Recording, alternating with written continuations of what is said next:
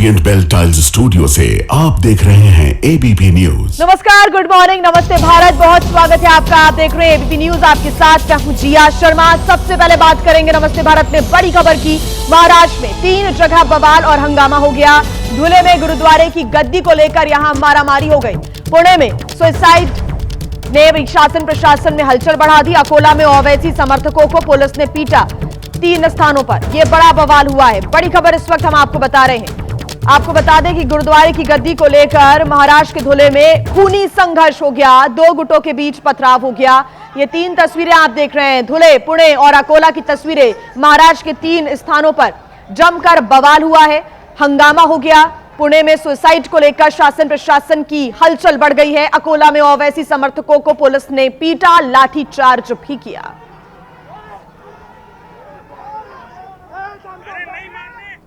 और आइए अब आपको सबसे पहले महाराष्ट्र के धुले में क्या कुछ हुआ है वो बता देते हैं। यहां पर जमकर बवाल हुआ है, जहां पर गुरुद्वारे की गद्दी को लेकर जबरदस्त मारपीट हो गई और 2 गुटों के बीच जमकर पथराव हुआ है। बताया जा रहा है कि इस पथराव में 2 लोग घायल भी हो गए, जिसके बाद पुलिस ने 8 लोगों को हिरासत में ले लिया है। फिलहाल अब हालात सामान्य बताए जा रहे हैं। तो ये धुले की तस्वीरें भी आप देख रहे हैं। बड़ा बवाल यहां पर हुआ। दरअसल गुरुद्वारे की गद्दी को लेकर यहां पर जो मारपीट हुई है, खूनी संघर्ष देखने को मिला है। गुरुद्वारे की गद्दी को लेकर ये 2 गुटों के बीच पथराव हो गया। 3 तस्वीरें आपके सामने। पथराव हुआ है 2 गुटों के बीच, जिसमें 2 लोग घायल हो गए हैं। पुलिस ने अब तक 8 लोगों को हिरासत में लिया है। हालात तनावपूर्ण बने हुए हैं, लेकिन स्थिति फिलहाल पुलिस के नियंत्रण में नजर आ रही है। ज्यादा जानकारी के साथ हमारी संवाददाता नम्रता दुबे हमारे साथ जुड़ गई हैं। नम्रता, कैसी ये स्थिति बन गई कि ये पूरा जो इलाका है वो जंग के मैदान में तब्दील हो गया, और अभी क्या स्थिति है?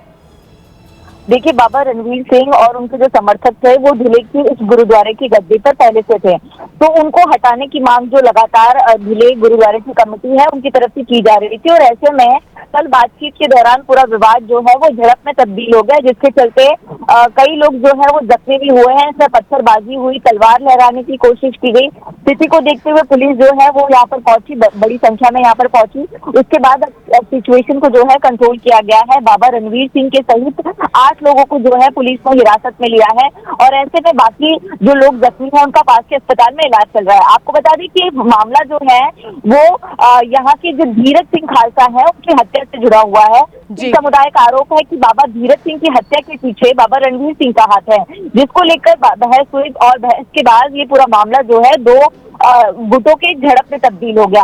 2 दिनों से गुरुद्वारों पर जो है अवैध रूप से कब्जे का आरोप जो है वो रणवीर सिंह पर धीरज सिंह के जो है समर्थक उन्होंने लगाया था, और जिसके बाद उनको लगातार पुलिस से भी शिकायत की गई थी कि अगर पुलिस की तरफ से कार्रवाई नहीं की गई तो मामला बिगड़ सकता है। लेकिन उसके बावजूद पुलिस की तरफ से पहले ध्यान नहीं दिया गया, और कल रात को जो हमने स्थिति देखी उसमें पत्थरबाजी की गई, तलवार लहराया गया और मारपीट जो है वो दिखाई यहाँ पर दे रहा है। 8 लोगों को फिलहाल पुलिस ने हिरासत में लिया है, लेकिन सीसीटीवी फुटेज और तमाम वीडियोस के आधार पर बाकी लोगों को भी हिरासत में लेने की प्रक्रिया जो है वो फिलहाल जिले में जारी है।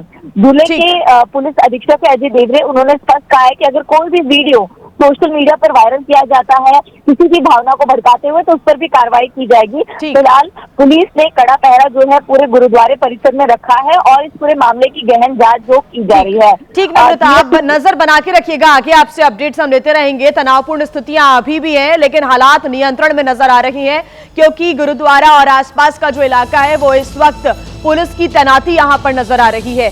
तो वहीं आगे बढ़ते हुए खबरों में अब आपको महाराष्ट्र में नगर निकाय चुनाव के बीच पुणे से आई बड़ी खबर हम आपको बता देते हैं। पुणे से सनसनीखेज खबर सामने आई है, जहां पर एक शख्स ने एनसीपी प्रत्याशी पर प्रताड़ना का आरोप लगाकर जान दे दी। 56 साल के सादिक उर्फ बाबू कपूर ने अपने कार्यालय में फांसी लगा ली। मृतक के हाथ पर जिम्मेदारों के नाम और 30 पन्नों का एक सुसाइड नोट भी मिला है। सुसाइड नोट में अजित पवार के प्रत्याशी फारूक पर प्रताड़ना का आरोप लगाया गया। पुणे में वार्ड नंबर 41 से एनसीपी अजित गुट का प्रत्याशी है फारूक शेख।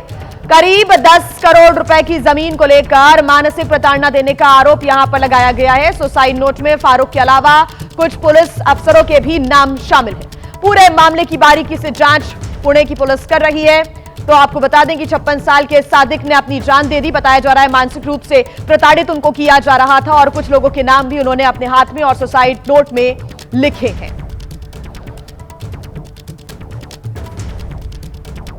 और अब बात करेंगे ओवैसी की रैली की। महाराष्ट्र में ओवैसी की रैली में जबरदस्त हंगामा हो गया, बवाल हो गया। कल रात ओवैसी की अकोला वाली रैली में अफरा तफरी का माहौल बन गया। नगर निकाय चुनाव को लेकर ओवैसी रैली कर रहे थे। पुलिस ने ओवैसी समर्थकों पर लाठीचार्ज भी किया है। भीड़ को तितर बितर करने की कोशिश यहां पर की गई है, लेकिन आप तस्वीरें देख रहे हैं, भगदड़ जैसी स्थितियां बन गई जब पुलिस मौके पर पहुंचती है और सभी को यहां से खदेड़ने का प्रयास करती है, क्योंकि भीड़ जो है मंच की तरफ आगे बढ़ने की कोशिश कर रही थी। बवाल हो गया।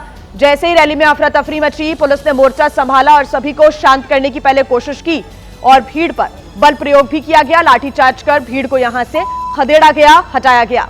तो पुलिस ने जनसभा में लाठीचार्ज किया है। ओवैसी की यहां पर रैली चल रही थी, जिस दौरान भीड़ बेकाबू हो गई। और अकोला की ही रैली में ओवैसी ने वंदे मातरम को लेकर बड़ा बयान दिया है। वंदे मातरम पर छिड़ी बहस के बीच एआईएमआईएम अध्यक्ष असदुद्दीन ओवैसी ने बयान दिया है, अल्लाह के अलावा किसी की इबादत नहीं कर सकता। ओवैसी ने कहा, बीजेपी संघ चाहते हैं अल्लाह को छोड़कर किसी और की इबादत करें। संविधान में अपने मजहब पर चलने की आजादी है। ओवैसी ने इसी रैली के दौरान यह बयान दिया है कि आपको आजादी है अपने मजहब पर चलने की, आपको सोच की आजादी है। मैंने कहा जब 24 जनवरी 1950 को हमने अपने आप को संविधान दिया, ये लिख कर दिया, तो कैसे बीजेपी और आरएसएस के लोग हमसे कह रहे हैं कि हम अल्लाह को छोड़कर किसी और की इबादत करें। और इस पर जो भी राजनीतिक प्रतिक्रियाएं सामने आएंगी वो आप तक हम पहुंचाते रहेंगे। फिलहाल खबरों में आगे बढ़ेंगे, बात करेंगे यूपी की, जहां के ग्रेटर नोएडा में उस वक्त सनसनी फैल गई जब एक युवती ने अपने विदेशी लिव इन पार्टनर की चाकू से गोदकर हत्या कर दी। मणिपुर की रहने वाली युवती ग्रेटर नोएडा के सेक्टर 150 में साउथ कोरिया के रहने वाले अपने प्रेमी के साथ एक फ्लैट में रह रही थी। जानकारी के मुताबिक वारदात के बाद दोनों ने रात में शराब का सेवन किया। फिर किसी बात को लेकर दोनों के बीच विवाद छिड़ गया, जिसके बाद युवती ने युवक के सीने पर चाकू से वार कर दिया। खून बहता देख युवती उसे जीआईएमएस अस्पताल लेकर पहुंची, जहां डॉक्टर्स ने विदेशी युवक को मृत घोषित कर दिया। यह व्यक्ति एक महिला के साथ लगभग 2 वर्षों से, जो महिला मणिपुर की रहने वाली है, उसके लिव इन रिलेशन में पति पत्नी की तरह रह रहे थे। रात्रि में झगड़ा हुआ और महिला ने इस पे चाकू से हमला किया। पुलिस के मुताबिक मृतक शराब का आदी था और आए दिन युवती से मारपीट करता था। उसी के प्रभाव में आकर युवती ने ऐसा कदम उठाया। वहीं पुलिस ने आरोपी युवती को गिरफ्तार कर लिया है। और एक बड़ी खबर आपको बता दें, उत्तर प्रदेश के संभल में प्रशासन की बड़ी कार्रवाई हुई है। अंधेरे में डीएम एसपी ने बिजली चोरी के खिलाफ अभियान चलाया और आधी रात में बिजली चोरी पकड़ने निकले डीएम और एसपी। तस्वीरें भी आप देख रहे हैं, वीडियो सामने आया है। डीएम राजेंद्र पेंसिया और एसपी कृष्ण बिश्नोई ने कई जगहों पर छापामार कार्रवाई की है। बिजली चोरी की कई शिकायतें मिल रही थी और उसके बाद आधी रात में डीएसपी और डीएम ने पहुंचकर यह कार्रवाई की है। एसपी और डीएम की ये तस्वीरें आप देख रहे हैं, उन इलाकों में वो पहुंचे हैं जहां पर बिजली चोरी की शिकायतें मिल रही थी और आधी रात में बिजली चोर को पकड़ने के लिए यहां पर डीएम और एसपी पहुंचे। डीएम राजेंद्र पेंसिया और एसपी कृष्ण बिश्नोई ने कई स्थानों पर पहुंचकर छापा मारा है। लोगों से बातचीत भी यहां पर वो करते हुए नजर आ रहे हैं। बिजली चोरी की जो शिकायत है वो लगातार यहां से सामने आ रही थी और इसी के बाद आधी रात में ये कार्रवाई की है। अचानक से छापा मारने के लिए एसपी पहुंचते हैं, डीएम पहुंचते हैं और उत्तर प्रदेश के संभल में यह कार्रवाई की गई है। अंधेरे में डीएम और एसपी ने बिजली चोरी के खिलाफ अभियान चलाया है। सख्त जुर्माना और यहां पर तमाम जो कार्रवाई है बिजली चोरी को लेकर की जाती है। लगातार लोगों को हिदायत भी दी गई, लेकिन जब शिकायतें यहां पर ज्यादा मिली तो उसके बाद खुद डीएम और एसपी मौके पर पहुंचे और आधी रात में बिजली चोरी पकड़ने निकले। डीएम और एसपी ने छापामार कार्रवाई करते हुए कई लोगों से बातचीत भी की है और कार्रवाई को भी अंजाम दिया है। उत्तर प्रदेश के बुलंदशहर में उस वक्त तनाव की स्थितियां बन गई जब पूर्व विधायक और मौजूदा ब्लॉक प्रमुख के भतीजे की पीट कर हत्या कर दी गई। ये पूरा मामला जमीन विवाद से जुड़ा बताया जा रहा है, जहां मामूली कहासुनी ने हिंसक रूप ले लिया और एक पक्ष के लोगों ने पूर्व विधायक के भतीजे हाजी सुफियान की पीट कर हत्या कर दी। साथ ही हाजी सुफियान के भाई भी मारपीट में बुरी तरह घायल हो गए। घटना के बाद अस्पताल के बाहर पूर्व विधायक मरहूम हाजी के समर्थकों की भारी भीड़ इकट्ठा हो गई। पुलिस को अतिरिक्त बल बुलाना पड़ा। तनावपूर्ण हालात देखते हुए पुलिस ने गाँव में भी पुलिस बल की तैनाती की है। तो अभी तक जो ये प्रकरण समझ में आ रहा है उसमें लग रहा है कि वो जो मुमताज की बाग को खरीदने के लेकर के इसमें निश्चित तौर पर कई पक्ष हैं जो हम खरीदना चाहते हैं और हम खरीदना चाहते हैं, ऐसा इनके बीच में थोड़ी प्रतिद्वंदता दिख रही है। पुलिस के मुताबिक हमलावर कौन थे, कहां से आए थे, इसकी जानकारी अभी स्पष्ट नहीं हो पाई। पुलिस मामले की जांच में जुटी है और जल्द ही आरोपियों को गिरफ्तार करने की बात कह रही है। बात करेंगे बेंगलुरु की, जहां पर एक धार्मिक जुलूस के दौरान पथराव का मामला सामने आया है। दावा यह किया जा रहा है कि पत्थर उस समय चले जब जुलूस शहर के एक इलाके से गुजर रहा था। पत्थर लगने से एक महिला श्रद्धालु घायल बताई जा रही है। पुलिस का कहना है कि हमें शिकायत मिली है कि जुलूस के दौरान रथ पर पत्थर फेंके गए।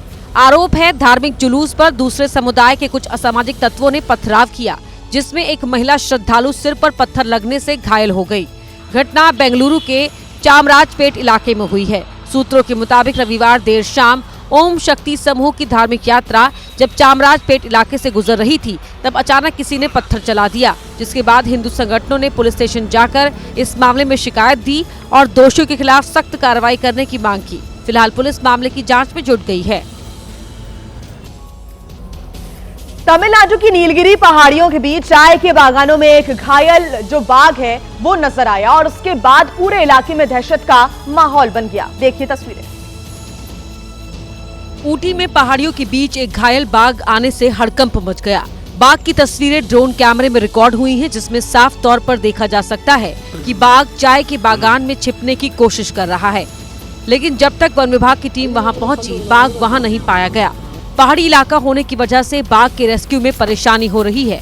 वन विभाग की टीम लगातार इलाके में ड्रोन कैमरे की मदद से कॉम्बिंग कर रही है, लेकिन बाघ का अता पता नहीं लग रहा। बाघ से बागानों में काम करने वाले लोग और स्थानीयों में डर का माहौल है। घायल बाघ से पहाड़ी इलाके में लोगों में खौफ है।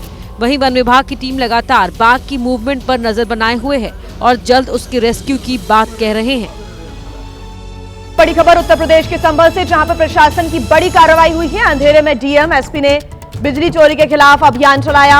आधी रात में बिजली चोरी पकड़ने के लिए डीएम और एसपी खुद निकले गलियों में और उसके बाद मीटर चेक करते हुए देखिए कैसे नजर आ रहे हैं। डीएम और एसपी यहां पर मौके पर पहुंचकर लोगों से बातचीत भी कर रहे हैं। डीएम राजेंद्र पेंसिया और एसपी कृष्ण बिश्नोई ने कई स्थानों पर पहुंचकर छापा मारा है। दरअसल यहीं से बिजली चोरी की तमाम शिकायतें मिल रही थी और इसी वजह से यूपी के संभल के अलग अलग इलाकों में प्रशासन ने यह बड़ी कार्रवाई की है। पुलिस की टीम के साथ भी डीएम और एसपी मौके पर पहुंचे। ये दो तस्वीरें आपके सामने। अंधेरे में कार्रवाई यहां पर अफसरों के द्वारा की गई है और सुबह सुबह भी उजाले तक ये जो कार्रवाई है एसपी और डीएम की वो जारी रही। कई मीटर्स को यहां पर चेक किया गया, किसका कौन सा मीटर है, किसके साथ कनेक्टेड है और कौन यहां पर बिजली की चोरी कर रहा है। तो जेल से लेकर जुर्माने तक का प्रावधान है। बिजली चोरी के खिलाफ ये जो एक्शन है वो लिया जाता है और संभल में प्रशासन की तमाम सख्तियों के बाद भी जब बिजली चोरी की शिकायतें यहां पर सामने आई तो खुद डीएम और एसपी मौके पर पहुंचे और इस बड़ी कार्रवाई को अंजाम दिया गया है। प्रशासन ने यह बड़ा अभियान चलाया और रात के अंधेरे में अलग अलग इलाकों में संभल के डीएम और एसपी पहुंचे और कार्रवाई की गई है। दो तस्वीरें आपके सामने। रात के अंधेरे में भी अफसरों की छापामार कार्रवाई जारी रही, जो कि सुबह तक चलती रही। मोर्चे पर एसपी और डीएम नजर आ रहे हैं।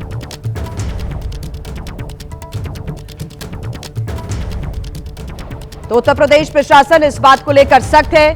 किसी भी प्रकार से बिजली चोरी की जो भी घटना होगी उसको बर्दाश्त नहीं किया जाएगा और कड़ी कार्रवाई का संदेश यहां पर दिया गया। भारत को लेकर अमेरिकी राष्ट्रपति डोनाल्ड ट्रंप ने एक नया दावा किया है। रूस से भारत के तेल खरीदने पर ट्रंप ने यह नया बयान दिया है। पीएम मोदी असल में मुझे खुश करना चाहते थे, ये ट्रंप ने कहा है कि मैं भारत के रूस से तेल लेने से खुश नहीं था। भारत ने तेल खरीद जारी रखी तो हम टैरिफ बढ़ा सकते हैं। ये ट्रंप ने एक नया दावा किया है और एक नया बयान तेल खरीदने को लेकर ट्रंप का सामने आया है। कहा है ट्रंप ने कि पीएम मोदी असल में मुझे खुश करना चाहते थे। मैं भारत के रशिया के साथ तेल खरीदने से खुश नहीं था और भारत ने तेल खरीद जारी अगर रखी तो हम टैरिफ को बढ़ा सकते हैं। पहले से ही अमेरिका की तरफ से भारत पर टैरिफ लगा दिया गया है और उसके बाद से लगातार ही जो कहीं ना कहीं टैरिफ को लेकर तल्खियां थी वो देखने को मिल रही थी और अब ट्रंप ने एक नया दावा कर दिया है। ट्रंप ने एक नया बयान दे दिया है कि तेल खरीद अगर जारी रखी रशिया के साथ तो और भी ज्यादा टैरिफ यहां पर लगाया जा सकता है। अवैध संबंधों ने कानपुर देहात में एक शख्स की जान ले ली। जी हां, हत्या का आरोप पत्नी और उसके प्रेमी पर लगा है। आरोपियों ने हत्या के बाद उसे आत्महत्या का रूप देने की भी कोशिश की। वारदात बीती 27-28 दिसंबर की रात की है, लेकिन पुलिस अब जाकर मामले का खुलासा कर पाई है। परिजन शुरू से ही हत्या होने का दावा कर रहे थे। परिजनों के मुताबिक कलीम के लव मैरिज के बाद सबने उससे दूरी बना ली थी। कुछ दिनों तक सब ठीक था, लेकिन बाद में पति पत्नी के संबंधों में खटास आई और कलीम के भतीजे से उसकी पत्नी के अवैध संबंध बन गए थे। मृतक की पत्नी का चांद बाबू से अवैध संबंध था, जिसकी मृतक को जानकारी हो गई थी और उसके द्वारा इसका नियमित रूप से विरोध किया जाता था। इसी क्रम में इन लोगों के द्वारा योजनाबद्ध तरीके से उसकी चाकू से गला रेतकर हत्या की गई।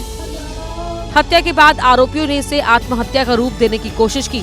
शुरुआत में पुलिस के हाथ खाली थे, लेकिन डिजिटल सबूतों की जांच के बाद पुलिस ने जब परत दर परत सवाल किए तो साजिश की पूरी तस्वीर सामने आ गई।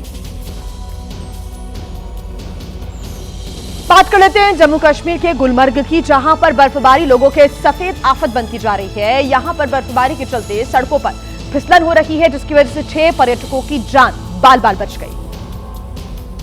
गुलमर्ग में बर्फबारी का लुत्फ उठाने जमकर पर्यटक पहुंच रहे हैं। बर्फबारी के चलते सड़कों पर गाड़ियों का निकलना मुश्किल है। ऐसे में एक पर्यटक से भरी कार सड़क के अचानक नीचे की तरफ फिसल गई। हादसा देख लोगों में अफरा तफरी मच गई। स्थानीय लोगों और टूरिस्ट की सूझबूझ से बमुश्किल सभी पर्यटकों को सफल रेस्क्यू कर लिया गया, नहीं तो ये घटना एक बड़े हादसे में तब्दील हो सकती थी। बता दें, लगातार बर्फबारी के चलते गुलमर्ग में आलम यह है कि सड़कों पर बर्फ की मोटी चादर बिछी हुई है। ऐसे में कार चालकों के लिए सड़क पर चलना किसी मुसीबत से कम नहीं है। प्रशासन ने गुलमर्ग टांग मार्ग पर सिर्फ उन्हीं गाड़ियों की अनुमति दी है जिनके पहियों में चेन लगी हो। बावजूद इसके लोग लापरवाही बरत रहे हैं। और अब बात उत्तर प्रदेश के मैनपुरी की, जहां पर पुलिस ने एनकाउंटर में एक शातिर अपराधी को गिरफ्तार किया है और पकड़े गए अपराधी पर एक नहीं बल्कि कई जिलों में आपराधिक मुकदमे दर्ज है। पकड़ा गया शातिर अपराधी पुलिस के लिए तब चुनौती बन गया था जब नए साल के पहले दिन ही उसने दंपति को लूट का शिकार बनाया। तब से पुलिस की कई टीम अपराधी की तलाश में जुटी थी। मुखबिर की सूचना पर पुलिस ने बदमाश का घेराव कर लिया और जब उसे रोकने का प्रयास किया तो उसने पुलिस पर फायरिंग कर दी। जवाबी कार्रवाई में बदमाश पुलिस की गोली से घायल हो गया और पुलिस ने उसे गिरफ्तार कर लिया। इससे पहले पुलिस बदमाश के साथी को गिरफ्तार कर चुकी है। चेकिंग के दौरान एक अभियुक्त संदिग्ध बाइक आती हुई देखी और उसी के दौरान जब भागने लगी तो पुलिस ने पीछा किया और उसमें दोनों तरफ से फायर हुई। पुलिस मुठभेड़ हुई, उसके पैर में गोली लगने के कारण उसको हॉस्पिटल भेज दिया। पुलिस ने पकड़े गए बदमाश से लूट का सामान, एक तमंचा और बाइक बरामद की है और अब बदमाश को जेल भेजने की तैयारी कर रही है। देखिए, शराब पीकर वाहन चलाना जिंदगी को खतरे में डाल सकता है, लेकिन फिर भी कुछ लोग बाज नहीं आते और जान जोखिम में डालकर ड्राइविंग करने लगते हैं। कभी दाएं कभी बाएं, कभी सड़क पर तो कभी फुटपाथ पर, कभी पेड़ से टकराने से बचा तो कभी कार के सामने आने से बचा। नशे में धोती स्कूटी सवार या तो अपनी जान गंवा देता या तो दूसरे के लिए मुसीबत बन जाता। काफी देर तक ये इसी तरह सड़क पर चलता रहा और लोग इसका वीडियो बनाते रहे। अरे पायलट भाई पायलट। हैरानी की बात यह भी थी कि लोग इसे रोकने के बजाय इसका वीडियो बना रहे थे, ये जानते हुए भी कि हादसे का शिकार हो जाएगा। कुछ दूर आगे चलने के बाद ये शख्स किनारे रखी बैरिकेडिंग से टकरा गया। वहाँ कुछ पुलिस वाले मौजूद थे जो कुछ समझ पाते उससे पहले ही ये सड़क के दूसरे किनारे पर जाकर खुद गिर गया। अरे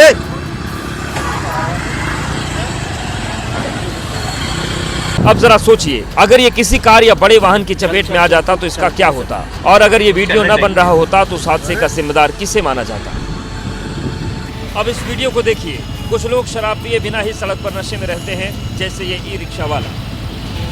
लोगों की जान को जोखिम में डालकर ये लड़का बीच सड़क पर ई रिक्शा से स्टंट कर रहा है। हालांकि अब इसका वीडियो वायरल है और जल्द ही लखनऊ पुलिस इसे सबक सिखाएगी। बड़ी खबर आपको हम बता दें, महाराष्ट्र से जहां के संभाजी नगर में पुलिस कांस्टेबल की हत्या कर दी गई। हत्या के बाद घर में ही शव को दफना दिया गया।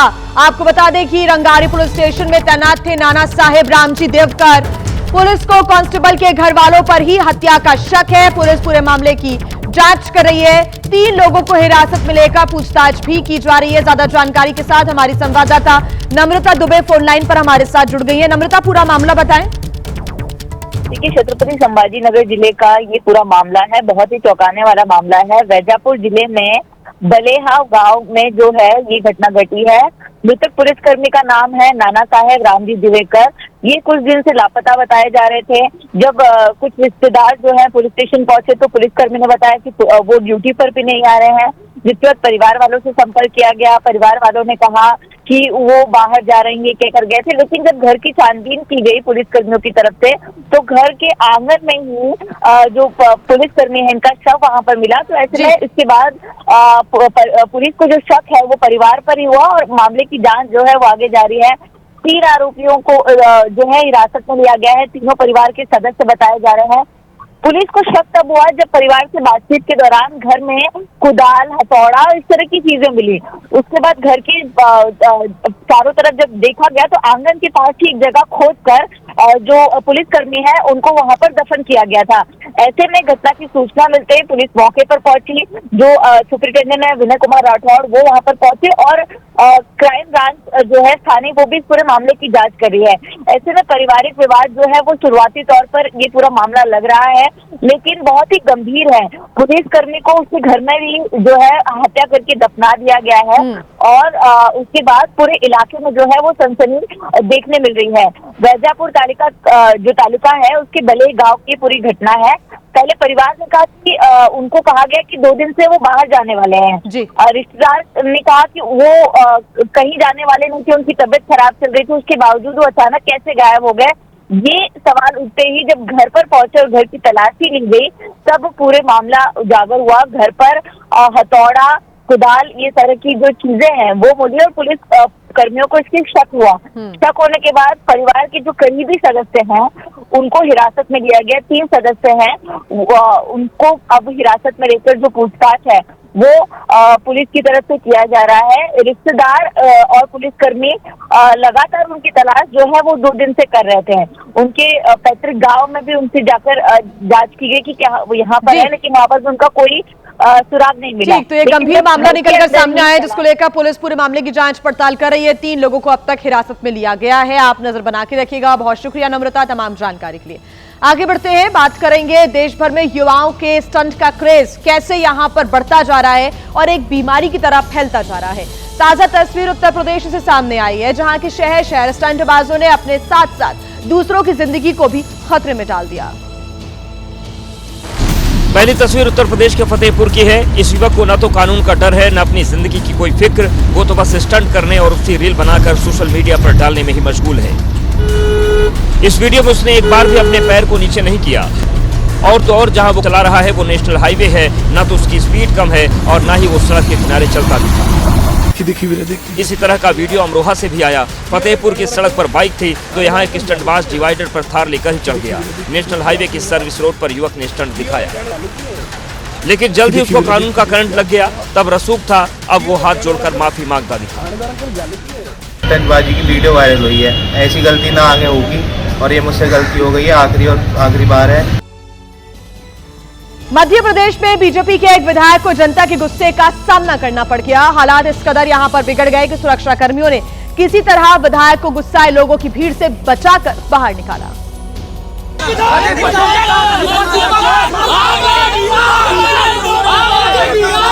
गुस्साए लोग नारेबाजी कर रहे थे और विधायक कुर्सी पर बैठकर आग सेक रहे थे। कुछ देर में हालात बिगड़ गए और सुरक्षा कर्मी विधायक को घेरा बनाकर यहां से निकालने लगे।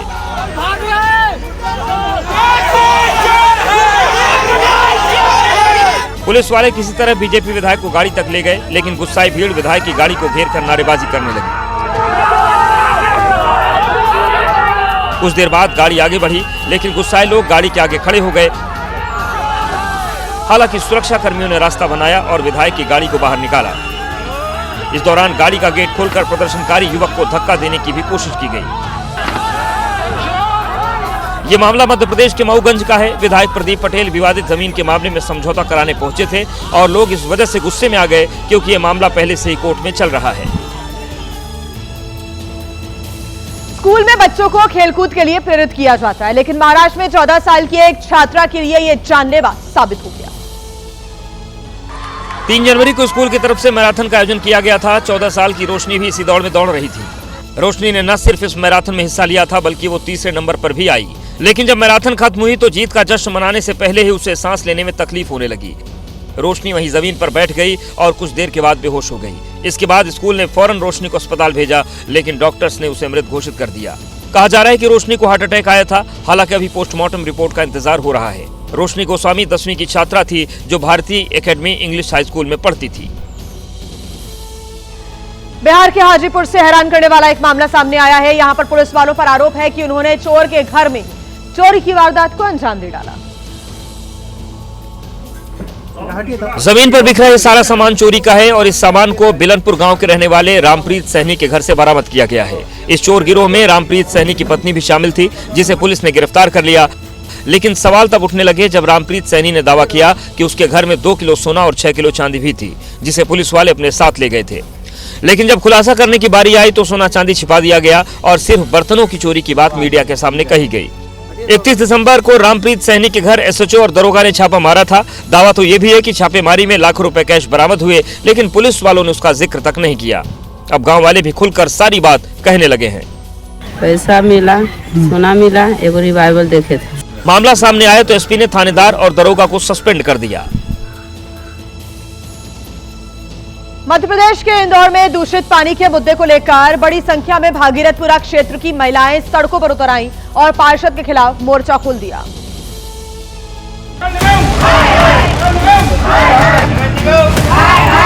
और हाथों में बाल्टी लेकर महिलाएं पार्षद के खिलाफ नारेबाजी करने लगीं। भागीरथपुरा के रिडवाल कॉलोनी की महिलाएं न सिर्फ पेयजल संकट से परेशान हैं, बल्कि घरों में गंदा पानी आने से डरी हुई हैं, क्योंकि पिछले दिनों इंदौर में ही दूषित पानी पीने से कई लोगों की मौत हो गई थी, जिसके बाद इंदौर के हर क्षेत्र में पानी को लेकर लोग सतर्क हो गए हैं। पानी की समस्या बहुत ज्यादा ही हो गई है। कभी पानी होता नहीं है, कभी हम 50-50, 100 रुपए का पानी डलवाते हैं, होदी में वापरने तक का पानी के लिए कभी उधर भगते कभी उधर भगते।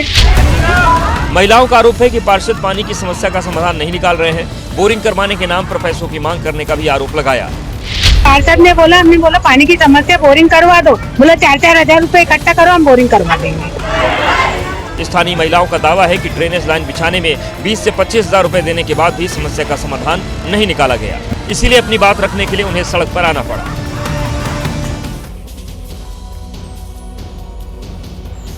देखिए, दूषित पानी के मुद्दे को लेकर कांग्रेस कार्यकर्ताओं ने मध्य प्रदेश के दतिया में प्रदर्शन किया और इस दौरान मंत्री कैलाश विजयवर्गीय की तस्वीरें जलाकर नारेबाजी भी की।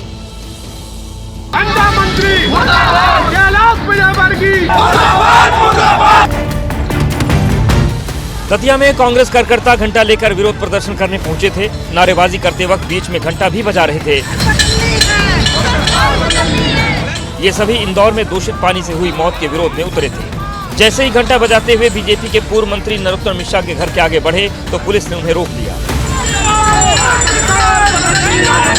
छिंदवाड़ा में भी कांग्रेस ने बीजेपी सरकार के खिलाफ हल्ला बोला और घंटा बजाकर प्रदर्शन किया। प्रदर्शनकारी सांसद निवास जाना चाहते थे, लेकिन पुलिस ने बैरिकेडिंग लगाकर रास्ता ब्लॉक कर दिया था। लेकिन कांग्रेस के कार्यकर्ता आगे जाने की कोशिश करते रहे। कांग्रेस के कार्यकर्ताओं ने साफ पानी नहीं मिलने पर बड़े आंदोलन की चेतावनी दी। इसी तरह मैहर में भी आक्रोश दिखा। प्रदर्शनकारियों ने कैलाश विजयवर्गीय का पुतला फूंका और इस्तीफे की मांग की। पुलिस ने पुतला फूंकने वालों को रोकने के लिए वाटर कैनन का इस्तेमाल किया। काफी मशक्कत के बाद पुलिस ने प्रदर्शनकारियों को तितर-बितर किया। और आइए अब बात करेंगे हैदराबाद की, जहां के पुराने शहर में एक शराबी ऑटो ड्राइवर ने पुलिस वालों के साथ कुछ ऐसा किया जिसे देखकर वहां खड़े लोग भी डर गए। थोड़ी देर के लिए सभी खौफ में आ गए, क्योंकि ऑटो ड्राइवर ने चेकिंग के दौरान सांप निकाल लिया और पुलिस वालों को डराने लगा। अचानक ड्राइवर के हाथ में सांप देखकर पुलिस वाले डर गए और पीछे हट गए। लेकिन जैसे ही पता चला कि सांप जिंदा नहीं है तो पुलिस वालों ने ऑटो ड्राइवर को वहां से किनारे कर दिया। लेकिन ड्राइवर माना नहीं, हाथ में सांप को लपेटकर वहां घूमता रहा। सांपकांड की शुरुआत तब हुई जब पुलिस ने ऑटो ड्राइवर को रोका और ब्रेथ एनालाइजर टेस्ट किया। जांच में पता चला कि ड्राइवर ने शराब पी रखी है। ऐसे में पुलिस ने ऑटो को जब्त करने को कहा। ड्राइवर ने पहले हाथ जोड़कर छोड़ देने की अपील की, लेकिन जब बात नहीं बनी तो वो नाराज हो गया और कहीं से मृत सांप लेकर पहुंच गया। थोड़ी देर तक हंगामा करने के बाद फरार हो गया। पुलिस ने काम में बाधा डालने के आरोप में ड्राइवर के खिलाफ केस दर्ज कर लिया है। बात करेंगे राजस्थान की, जहां की बाड़मेर पुलिस ने हनी ट्रैप के मामले में एक लड़की को गिरफ्तार किया। आरोप यह है कि इस लड़की ने फ्लैट पर बुलाकर एक वकील का प्राइवेट वीडियो बनाया और उससे 40 लाख रुपए की डिमांड करने लगी। ये लड़की देखने में तो खूबसूरत है, लेकिन कांड ऐसा किया है कि समाज में मुंह छिपाना पड़ रहा है। ब्लैक जालीदार टॉप, सफेद ट्राउजर, स्टाइलिश बाल और कैमरे से चेहरा छिपाने के लिए हाथ में स्टॉल। पुलिस की गिरफ्त में खड़ी इस लड़की का नाम प्रियंका है, जो पश्चिम बंगाल की रहने वाली है। इसके साथ कमल सिंह नाम के एक शख्स को भी गिरफ्तार किया गया है, जो बाड़मेर का ही निवासी है। आरोप है कि दोनों ने साजिश के तहत एक वकील को फ्लैट पर बुलाया, इसके बाद वकील का अश्लील वीडियो बनाया और फिर 40 लाख रुपए की डिमांड कर दी। प्रियंका ने धमकी दी थी कि अगर उसे 40 लाख रुपए नहीं मिले तो वकील को झूठे रेप केस में फंसा देगी। अब पुलिस इस बात की जांच कर रही है कि प्रियंका अब तक कितने लोगों को शिकार बना चुकी है।